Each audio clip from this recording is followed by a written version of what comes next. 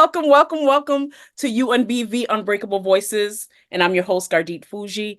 And today I have Curtis Chambers, and I would like to introduce him. This man is, just hearing a little bit about him, I'm already so excited. I don't even know what to say or do with myself. I'm super excited.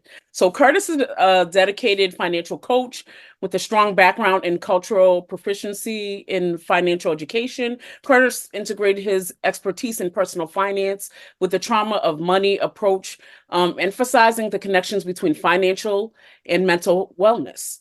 He holds a financial health counselor program certification, trauma of money certification, and is pursuing the accredited financial counselor designation, backed by his BS in psychology and human services from William James College, which amazing. I just love that what you've already done and what you've already done for the community. So tell us a little bit more, Curtis, about yourself and where you come from and how you got into mental health, how it's affected you personally, and what you do and what do you love about helping in and around your community.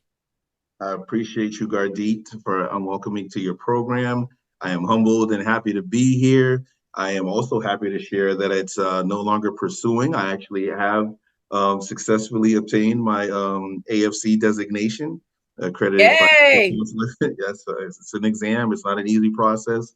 It's an arduous No. one, but it was one that was well worth it, and it's paying off in great dividends. And so, definitely happy to be here. What brought me to this space?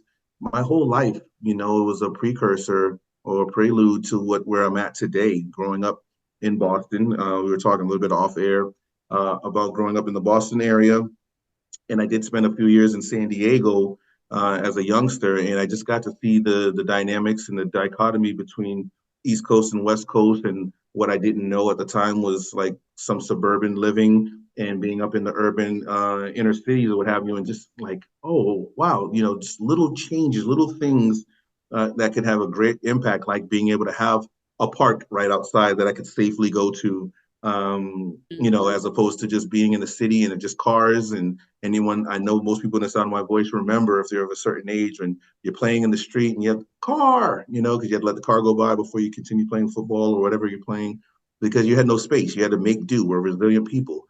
But it was just something to be said to be able to have that access. So that access or lack thereof just had, again, little things that were just in my life, and I didn't know it would lead to this, because financial coaching, family partner, these terms, I didn't know those growing up. I didn't know there was professions tied to some of them industries. Some of those didn't even exist, in the 80s and 90s. But I got myself to the point where I worked for a renowned nonprofit and a community-based organization. Started doing overnight counseling. I was a residential counselor. And what I saw from that is I got to see what families look like when they're, uprooted and kind of taken apart. Kiddos no longer in the household. There may be visits, there may not be. There's other kids there who are having visits. And so you're getting to see that. And other ones are feeling envious or feeling down about it. And I'm just like, what is happening here? What is going on? So just more information that I'm logging away. Had an opportunity to segue out of the residential side and get into the community-based side, where I was doing in-home therapy, what's known as IHT. You may hear some acronyms, therapeutic mentoring, and eventually being a family partner. And so I am fortunate enough to be in a position where I can be so much more than what people know a family partner to be. And the way I choose to partner with people is in trauma-informed financial wellness, financial literacy, and financial coaching, because I know that there's a nexus between our financial, our physical, and our mental well-being. You cannot, they're inextricably tied together, because I think of, trauma, that word, that's a buzzword, but let's think about that a little bit and unpack it. Trauma impacts our sense of safety, our sense of security, our sense of worth, right? Whether it's a one-time Yeah. act of trauma or an ongoing trauma, it impacts those areas. And then I looked at money, and it's like, oh, some people, there's a sense of safety. I have this nest egg, right? Because it's a nest egg, so you're feeling safety. I feel a sense of security with money because I want to secure my retirement. You'll hear those buzzwords, and self-worth. Not that it should be a dollar tied to your self-worth, but for some people that is. So if those three things are in alignment in those areas, then we definitely want to, when we're thinking about money, we're thinking about, trauma's impact on how we interface with it. Sorry for the long-winded answer, but that's some of the things that I brought mean, me. I agree with you. I think in my work, I've in just my life, I mean, financial health and wealth is tied to mental health. I totally agree with you because, when you know that you don't have enough money in the bank to cover your rent, to cover your electricity or your gas bill, and you can't sleep at night because you don't know how you're going to pay it, it causes a lot of stress and a lot of trauma, especially if it's something that is a consistent and constant thing that doesn't alleviate.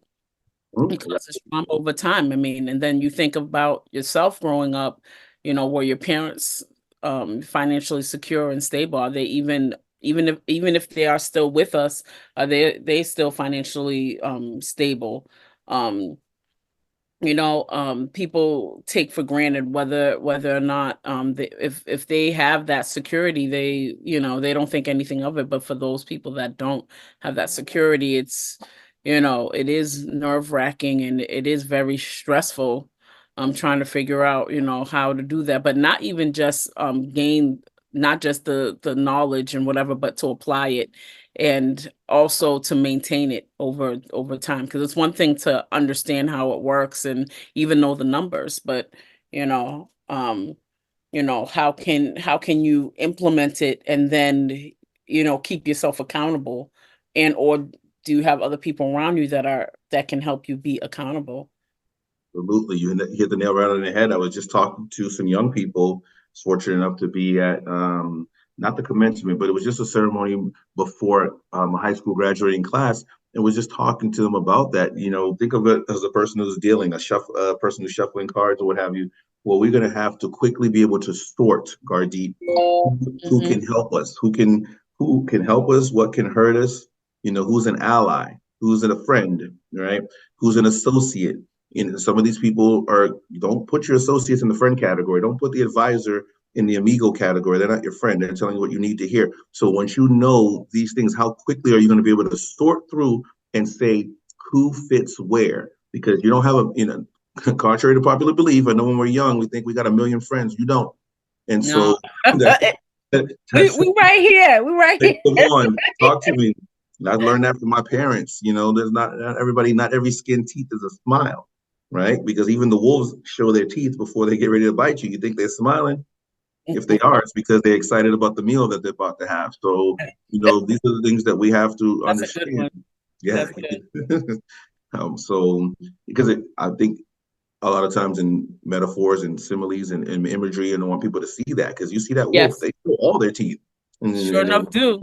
So that not every skin teeth is a smile. Just because you see it out there is not that they're smiling because they're with you.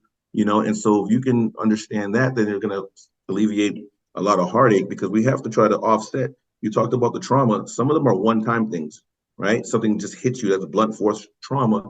That's a one-time thing. But there's other traumas that are just the specter, right? Just being a person of color in America, just being in these marginalized groups, in society, you're dealing with that every day. Sometimes you have that over your head, that pall over your head. That's an ongoing trauma, right? So it's not just a one-time thing. So that's going to be something that impacts me. So when you're talking about scarcity or maybe not having electricity or having that roof or food, sometimes our parents, like you said, those who are still alive with us, and I'm fortunate to have both, there's no judgment. You did what you needed to do to survive. So the main thing that I start with is we're going to decrease shame. We're not here to do blame and shame and all that other stuff. That's not what it's about. We want to learn so we can educate and elevate, but we want to decrease the shame so we can increase your discernment, you not understanding how systems work, what's going on out there, because that shame of why'd you put my name on the cable bill? Why'd you put the utilities in my name or what have you? Now my credit's jacked.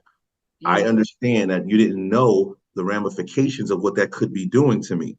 Let's break those cycles and break those chains so that I would never have to put my children's name on those things because I have a daughter getting ready to go to college. Imagine if she's getting ready to try to apply to something and her credit's jacked up because I had to put utility in her name way back when and didn't even pay that. So we have to educate and learn about these things and not put any, because when you place blame, your mind shuts off. Yep, I feel better now because you're the bad guy, I'm the good guy. No, it's just like, hey, let's call this out for what it is and Yeah, understand that I you think did this. acknowledging it, that's the first thing to changing any habit is to acknowledge it, to understand like, hey, I kind of, I did mess up, I made a poor decision and, what can I do moving forward to change that? And what can we do to make it better from where we are? Because we can't change the past. What can we do Exactly. moving forward? And that's all Mhm. you can do. I have found that operating in grace and mercy, like when I think about God and what and the grace and mercy that was supplied by him um dying on the cross, I find that, some people, and I know me for one have has there's been times in that I have taken that for granted, but thinking about, every day, like I wake up every morning. Some people don't wake up, you know what I mean? And trying to operate in the mindset of being grateful for everything that I do have. I may not be exactly where I want to be, Right. but knowing that I'm grateful and content where I am, knowing and believing and doing the action steps so I can get to where I do want to go. You Yep. know what I mean?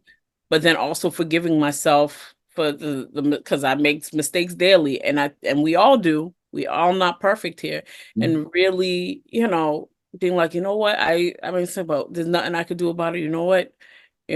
Cast it and keep it pushing, keep it moving because there's not too much I can do. What can I do moving forward to not make that same mistake? And of course, taking accountability, apologizing, but okay, I did this. Let me see if I can get down to the root. What's causing me to act or behave in this way? And what can I do to change it? And how can I be accountable for it? Exactly. Just having that open mind. You're curious and you're open minded to bringing on new information. If I'm sitting with a client, sitting with a family, talking to myself, I'm not bringing any judgment. I'm not saying this is bad. It's, oh, I understand that. I see what you're doing.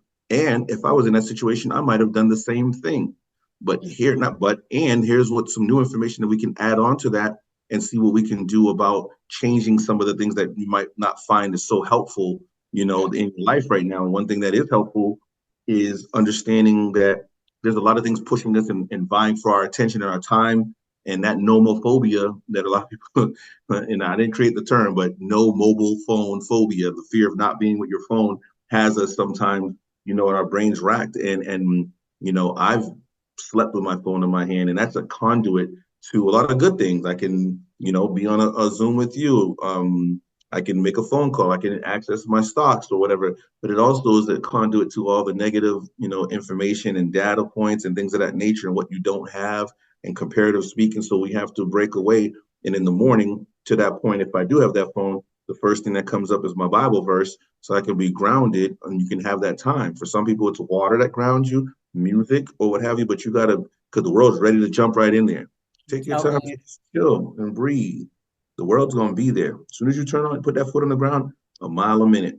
So Hmm. for me, that's what helps me out in the very beginning is that first verse or what have you. And it's like, oh, okay, let me see, Lord, how I can apply that today for me. And I thank you for that opportunity. It's not a petition in the morning. I don't be asking. I be thanking in the morning. Now during the I day, was I'm just having this conversation yesterday to just, I'm in a point at a point where, my heart is it postured, appropriately to God, you know what I mean? And to just thinking, because he already did it. that's He it. did everything. He died on the cross. If he does nothing else for us but and allows to wake up, he did what he did. And Well said. that's it. He doesn't have to really give us anything else. So the fact that, we have a roof over our head, clothes on our back, vehicle to get around in a job or a business or both or and be able to have the opportunity to impact lives and for him to use us where he has put us so for his kingdom, what else? That's huge. You know what I mean? It is huge. Humbling and it's Sometimes I don't huge. feel like it, but it's like, Yes, even when I don't feel like it, because I know somebody that didn't feel like getting their nailed up to the cross too, and it was and mm, said it. I don't know if I would want that. I'll be honest. I Yeah, think about that sometimes. I don't know I really would want to do it for sinful people that don't Gardite, want I don't to even listen. want you to pinch me for something I did wrong, let alone nail my hand up for somebody else's stuff. Right. This really, I don't want to get over the segue, and we're trying to be, middle of the road, but at the same time, this is real stuff. This is who makes me me. So going back to your first question, is knowing that I know I can change the world in a positive and leave it better than how I found it. And this is my way. This is my ministry, so to speak. I may not be in the pulpit or what have you, but this is my ministry because I I know agree. that, think about this. If there's people that have to work 4 or 5 jobs, right? You see the job list, the job reports, and you'll see, oh wow, jobs went up. It isn't that they created more jobs for more people. It's the same person that has to work 2, 3, 4 jobs to try to make ends even say what up. Not even Mhm. it's kind of like be near each other. And if you're working those 4 jobs, there's nothing wrong with it per se if that's what you wanted to do. But if you're doing it because you have to do it, now there's less time for you to rest and be with yourself, less time for you to be with your loved ones, and definitely less time for you to be at church and giving, right? Because if you're Mhm. working, you could be putting up chairs at the church. You could be giving back that way. You could be driving the mothers to, the Stop and Shops, the Market Baskets, the Piggly Wigglies, and help them squeeze tomatoes. But oh, I can't go drive them. I can't volunteer my time because I got to be at work. So when I Yeah. talk about wellness and being able to have your money right, now you're freed up so you can coach little leagues, so that you can go for those nature walks, and so that you can give your time at the church. That's why I say that's my ministry, because I'm helping people get their stuff right and be better stewards, of their Yeah. money and finances. I mean, I love it. I can tell you that I also do a little, I dabble in financial literacy, and I have for years. And currently doing some insurance. So yeah, so I do that still as well. But I mean, I think especially in our community, but not just black and brown, but I mean just people that financially or economically are lower class. I think it's super important that they do get the information. And I feel like a lot of people, especially people that are on your caseload, or people that we or families we are helping, um tend to be just super overwhelmed with everything that they're going on. It's hard for them to organize enough for them to even take this head on, because it's something that we have to be in that right mind space to do. I mean, it doesn't have to be completely complicated, especially if you have someone there with you. But I don't know if people really understand the significance of having the taking the time to really do that and prioritize that. Absolutely. I know you're the interviewer, but I have a question for you. Are you Sure. the female version of me? Because this I don't even know. My mind is blown. I'm trying to stay here as opposed to going over here and just start like shouting, because it's crazy. Yes, I'm in this financial education space as well. I have an insurance license, because I believe in making sure I have multiple ways to derive income, so I'm never having to do the solicitation, GoFundMe if you want to call it, or what have you. Yeah. No shade on any of that. I just don't want to ever have to be in a position to have to do that, because if you plan right, lack of preparation on your behalf doesn't constitute an emergency on my behalf. So by the time stuff hits the fan, that's when you're asking for these things because you didn't properly prepare. If you did, Exactly. you get what I'm saying? And so when I talk about Let me insurance, tell you, I've had so many conversations about that. I even think last year I had scheduled a time because my father passed away about it'll be 2 years this in August. And as difficult as that was, I have to say thank God that at least some of it was paid for and everything like that. The stress around that, I couldn't sleep for 2 weeks. It was like straight almost. And it is so stressful, but I think it would have been even more stressful if I had to figure out where I was going to get funds from and where I was going to pull from and everything like that. It's already bad enough, losing someone significant in your life that's so close, and then to have it to be where you have to figure out where you're going to get 10, 12K out of nowhere. nowhere. It's very stressful, and people don't understand the how important it is. And Absolutely. so we had one of the people from the funeral home actually do a Zoom, and I had my whole, like, I invited my entire family. I'm like, look, y'all need to ask the questions and prepare. And she gave a lot of pearls and jewels of wisdom and things like that. And I think it's super important. I'm trying to get her back to do it like a part two, so we can so people can really ask those questions, whatever. But it's super important. It's stuff that people don't want to talk about. But that's one thing that every single human being from the beginning of time has in common. We're Mm-hmm. born to die. You got one thing you're gonna do for sure. We're all born, we all die. Yes. Period. So Mm-hmm. it's gonna happen, and inevitably, why not be prepared and have your family Are prepared you so you're not prepared stressed? for it? And in that vein, the reason that my twist, my thing is not like it's unique to me, but what I get derived enjoyment from is the fact, Gardite, that I don't have to just talk to you about this end thing. And I know it's sad and I know it's traumatic for some people. We can talk to you about the now. Okay. So if I have a policy, and I don't want to get too deep on insurance, but it's a very Mhm. important thing because a lot of people don't have it. And if you have that in place, now you already you just said the feelings, the sadness, the trauma, things that you're dealing with the loss of your father, that opens you up to making decisions you wouldn't normally make because you're not in the same I'm mindset you would telling be you. in. It I, opens you up I to made a couple of, I mean, not financial though, but just I've said general, things because I was not, just it in was like I general. was there, like Yes, physically there, but here I was not there. And I, you might say something and you don't mean to say it. And absolutely. you might do something and you don't, if when you're in your proper, you would never even think to And do that that. could take you off on a different tangent. That could mess Right. up a And I don't relationship. think people understand because they never, if they've never experienced that, they could never understand that.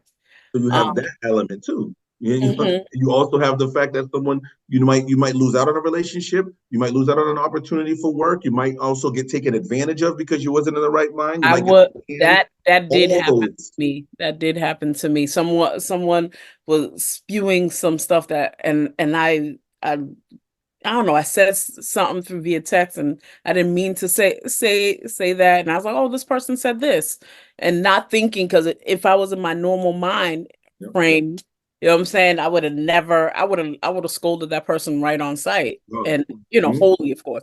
But Of I would have course. let them know. But I wasn't. I was like, I felt like I was like having an outer body experience. It was Hmm. like I was there, but I wasn't there, and It's it's tough. it is tough, and I think it's important that people have a support system. What I always drill to all my clients, to everything throughout the years is, so important to have to build a community, build a community, build a community. It doesn't have to be 20,000 people, but if you have a good two, maybe even three people, I like to Yes. have five. I have a strong five that, if anything, I can rely on, I could trust with information and whatever else that's going on. But, Mhm. if you don't have, you need two, three people. And, Right. everybody, as you already know, as you mentioned earlier, you know, not everybody has the capacity, and that's the word, the capacity to hold certain things because of the way they are, and just Yes. just not, or where they are at that particular moment in time, At and they that just can't, moment. they don't have that capacity. But okay, well, I could tell them this and they could hold that. Okay, who can I trust with that, and who can I trust with Absolutely. this thing that's a little bit bigger, and this ginormous thing? Oh no, I can only bring that to that one. So Mhm. it's important to have those people that you can't think that you could go throughout life without anybody. And I don't know, I think the society really drills in, especially Black women in particular, Yes. and that destroys the relationship between, you know um the woman and man, and just men and women in general, just, and this independence thing. Yep. No way. God did not create us to be all alone. There's no way that he created, there's what, about 8-9 billion people on this earth. There's no way that we're created to be alone. You can't tell me that we're created to be alone. I The don't believe Bible I don't say, it says that we need to fellowship, that we have to be together in the church, which you mean. absolutely. So Absolutely. so so this narrative that that is spewed, and I don't care, I'm gonna say it straight up. Yeah. This narrative that is spewed is so toxic, it's so dangerous, and that's what's making people's mental health decline. I mean, yes, the pandemic, yes, all of that, but then you add this narrative that's been spewed for decades. Absolutely. It's destroyed families. And that's exactly what. So you have to think: is there anybody that benefits from that? Yes, there is. And we don't have to get into conspiracy theories, but there are people who don't want family structure and the fabric to be together. That's why I say that those things are important. So it's not a sales pitch on insurance, because when I educate on someone on insurance, you can go somewhere else and go get that. I got the license for myself to make sure that I'm good. But when I educate, I'm really coming to educate you on that first layer that you're talking about. Lost a loved one, I could be taken advantage of. I could have done something that impacts me negatively, and now I make the connection mentally. Remember, we're talking about financial, mental, and physical well-being. I'm connecting that time instead of thinking all the loving times and all the memories we shared. It conjures up, oh yeah, that was also at the funeral that I fought with so and so, or because of that I got bad credit and now I got kicked out. All these things, I don't want you to come, have those connections there. That's why you would have the insurance policy. Never mind that it doesn't have to only be for the death. If you got the right policy, there's actual value of cash that I could be using while alive. I could be helping to pay instead of going with a 529 plan. You could go there. This is not financial advice, by the way. It's just saying that I could have something that does both. 529 plan, I can only go to this school or I can only go to college. What if I decide I don't want to go to college? What if I want to start, my own boutique or be a life coach or whatever the case may be? Mm. Well, it was over here in this plan, I could use the money to start my business. I don't have to use, Uncle Sam. I don't have to wait for someone to approve my credit or what have you. I don't need anybody to approve my credit. That's my money that I put down that I can borrow from or, actually have access to that capital, and I can do things now. It's not just about a death benefit, it's a life benefit so that I could be doing some things here and now to build myself up. That's the type of stuff that I want people to be on and understand what an insurance policy can do for you. So I don't have to, beg, borrow, and steal anybody else's money. I don't have to go without and don't give a proper burial, but I also have money that I could be doing things with now that is not tied to my credit, because all these systemic racism things. And let me just tell you this: women, you just talked about black women, first women, 83% on the dollar. If I make $10 an hour, you making $8.30 if you're a white woman or just women in general on average. Don't be a sister, because you're only making 64% of what a non-Hispanic white male makes. Yes, I said it. If the white male is making $100,000, you're only making 64 for the exact same thing if you're a black woman or what have you. Excuse me, as someone tries to interrupt us because we know we're doing greatness. That's when the other side can try to knock us out. It ain't happening. Yeah.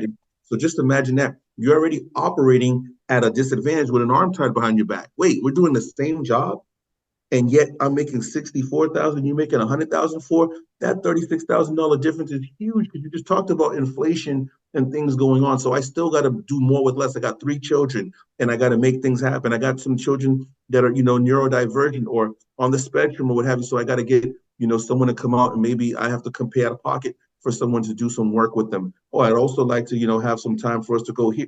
All the things that you got to do. They always want the black woman to do more with less. And so just think about that in your day-to-day life. It's not like we're all operating on an equitable playing field here. That's why it's more important that you are aware of how do you feel. Do I need that phone? Oh, yes, I need a phone. Do I need that iPhone? Knowing the needs versus wants, the social emotional learning. Do I want that? Let's talk about it 2 weeks from now. If I still want it 2 weeks from now, then we can go ahead and design ways to get it. Don't just be acting off impulse because the world is making you jump. You need to have this right now, or you ain't fly, or you ain't this or that. Mm-mm. Come on, man. Got stuff for you if y'all really ready to talk. Mm-hmm. Mm-hmm. So tell me, I see your passion, and I absolutely love that. I really love that, and to see a man that's a family that's for me that's like awesome. I'm super excited about that. I love that. I love that. How do we how do we get more males um in the peer mentor and or family partner role? How do we um attract more people um that look like us in this field, being the fact that a lot of us, and this is just throughout the years that I've done this work. I mean, I've had every, I mean, ask me, I can tell you, like, every color, every social and economic background. I've been a family partner to someone in every social economic class and color. However, um I noticed more, and just in different positions and different things I've done throughout the years, even the past couple months, I've noticed that I've had a lot more conversations with people that look like me and you. And how do you attract more people to this type of position? Because there are so many people that are looking for people like us. It just comes from having more conversations, having more, dialogue like this, spreading it, letting people know, Gardite, you can help, because a lot of people that get in the helping professions or a teacher, they know they're signing up for not great pay. And so that's what, sometimes is a barrier to entry. Some people won't come, but I will say, you can still do well. You can still have money. You just have to be cognizant. Like I just said, be mindful of the fact that what I gave you was a statistic, right? 64% Hmm. for every 64% dollar for dollar for the black woman versus the white male. That's just average. If I talk to you about, hey, do you live in Louisiana or you know anybody in Louisiana? It's really only 43% there. Can you imagine that? You Hmm. making $4.30 an hour for every $10 an hour someone else. So understanding that, having those conversations, say, well, what do we do about it? It isn't just about putting the problem out there or being woe is me. It's saying, hey, let's be educated so that we're not making the same choices. Oh, I just got to get those J's. And I'm not mad at anything that you want. It's just, how do we go about doing it? Do I go into debt doing that? No, I don't need to go into it. Let's have more of that dialogue and saying, once you become educated on those things and you get your money right, now you have a little bit more cash flow so we can do some investing, we can buy some property, we can be getting into crypto, we can get into stocks, we can do whatever the case is. So knowing that there's a cool side of that, we can get the bag. There's money to be made by educating, by getting on discourses and forums like this. People have been fortunate enough through my private practice to be in the school system, to be in the college university system, to talk on a state level. So I've had clients, and so they'll pay you to just educate and have these conversations or to run workshops. So yes, you can still do the family partner thing, and yes, it may not pay you six figures doing that, and you can have this over here that you're doing a great thing and getting paid for it. So yes, you're still getting your bag, you're just not getting it all from this source. So I don't want people thinking, hey, family partner, that means I'm not even going to make $50,000 a year. You can still get six figures, you're just not going to get it all from there. Hmm. But I think it's also on, I mean, if I bring it back to the faith and to God, it's all about what you're called to do and what God puts in front of you to do. And when you have a calling, when God gives you a calling, that's it. That's what you gotta do. I know some people fight it. I know I did for quite some time. But I'll never forget the times that I would be in my room and I'd be screaming and crying out to God, like, why am I going at the time? Why am I going through all of this? Why? And then when I look back, like now, years and years and years ago, now that occurred, I mean, I know why. It's to help other people. Because Mm-hmm. I've been through it, I can coach someone, I can mentor someone through the same situations that I've been through. Because at that time when you were younger going through that, it was just one word that would have changed your perspective. And I didn't have it when I was younger either. Why is this happening to me? Oh no, why is this happening for me? You know, so I Lord, like that. Why what is do that you? happening for me? Yeah, so it's like there's And I'm something gonna add behind something that. else for your good. Exactly, that's what I'm All saying. things work. All There things. you go. And we didn't have that perspective. So that's why it was, Oh, oh, woe is me, or that's why it was like kind of, doom and gloom, because you thought it was to you. Like as if there's something wrong with you. No, this was something that was preparing you. So it was happening for me. Thank you, Lord. Today I'm setting out to find out, what, because we're peeling, like, as you do the puzzle and you start to see it come together. Today I'm going to put another piece in. You can see it all. You already got the grand design. I didn't see it, but I'm thanking you for waking me up yeah, I and like. giving me the strength so that I can go get my next puzzle piece. Right? Yeah, I love that analogy right there. That's super dope. Thank Yeah, you. that really brought a picture, and I'm someone that's very audio visual, so I mean that really put into perspective. I just love that. So Um, appreciate yeah, so I have another question for you. Moving forward, I mean, what would you like to do as far as your family partner work or financial literacy? What do you have planned in the works moving forward, and what do you see yourself doing in the next, I don't know, 6 months, year, to help to impact the community? I appreciate that question. I'm grateful to that God gave me the spirit to just like never settle and want to be a trailblazer. And I feel that I'm doing that even here because where I'm at in my day job, it ain't nothing about that job description said anything about financial literacy or financial wellness. Mm. Excuse me, any of that. It was this is what family partner does and yada yada yada. I'm fortunate that I have, supervisor and a CEO that sees and saw my vision and were able to run with that and say, do your thing, man. Let's make it work. Um, and to that point, a lot of the support groups, I do the traditional stuff, some parenting journeys. We do cooking classes. We have fun little arts and crafts. We do a lot of great stuff. And that was just a training ground to get people to know you, build that rapport. Now we're going to do some sustainable things like, hey, you want to learn serve safe or get certified? Let's go ahead and do some things like that. And we can help you get that going. Oh, the one thing that I'm really excited about for the fall season is like a HUD certification course where we're taking classes and learning about tenancy, tenants' rights, housing. Yes, because a lot of people are getting taken advantage of. So Yeah. imagine, and you know, it was how that was born was because I said I want to be certified in this, and I was like, why not make it a class where we can all come in and get this together? Now, even if you don't want to get certified to where you want to teach a course or do any, home buyers courses, you still know now. You're going to be there. Don't worry, you're going to be there, Gardite. And so I'm saying the fact that we want you to be in that class so that nobody can flim flam you, no one can pull a fast one over you, right? And that way you'll know. So you have these discussions, you're going to be educated on these things. If nothing else, you're now educated in financial management because that's going to be one pillar. Of course, the homeowners association, tenancy rights, all those type of advocacy things. You're knowledgeable. And then for those that do want to get certified, we'll pay for it. You understand what I'm saying? So why not do that? So we have sustainability. Come on, Guardian. We're not playing out here. We're not. Go.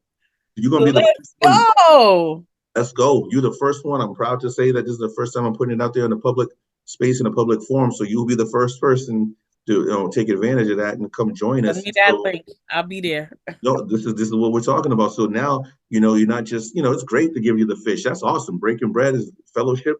But how about we teaching folks that fish they can go ahead and turn around and make sure they're teaching other people? Because remember, we're about generational curses and breaking those chains and let's move this thing forward. So that's what's next for me. And I love it. I love being at a place where I can have that happen and it doesn't fight with my private practice. They know I got my own business. As a matter of fact, where I work has been a client of my private practice. You know what I'm It, saying? So that's huge.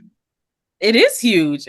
I love to see, I love to see us succeeding. I love to see people just succeeding out here. It's beautiful. It's a wonderful thing. I mean, it's been great getting to get to know you. I mean, I think you're such a great person, wonderful man of God, and I see what God's doing with you, and you're touching and changing lives, and God's using you for his kingdom, and amen. I thank God for that. Thank you. Amen. I appreciate you. That you just made my day. You definitely made Amen. I my love it. day. I love this. I love this. I Mhm. love all these conversations. I'm super excited. Now I could go run a marathon now. I feel Yes, that let's do it. excited. Let's do it. No, seriously. I want people to keep this conversation going. And if they're interested in finding out, they can definitely, your followers can reach out to you. And if they want to reach me directly, you can follow me on Instagram, CLC Consulting 13. That's the name of my organization, by the way. I was intentional about not sharing that because this is about just me and my work on a day to day. But my organization is CLC Consulting. That's my initials, Curtis Lamar Chambers. And so, yeah, you can stay in contact that way and learn about some of the other things we got going on. But I'm glad to have met you, and I need more to come. Definitely, you know that more to come. Absolutely, absolutely. Yeah, feel greatness. My spirit is stirring. I'm happy. Yep. Amen. Mm-hmm. All Yep. right. This has been an awesome, awesome podcast. I'm super excited. So everyone like, share, subscribe, and I'll see you on the next one, episode 4 down. On to the next one. Be blessed, y'all.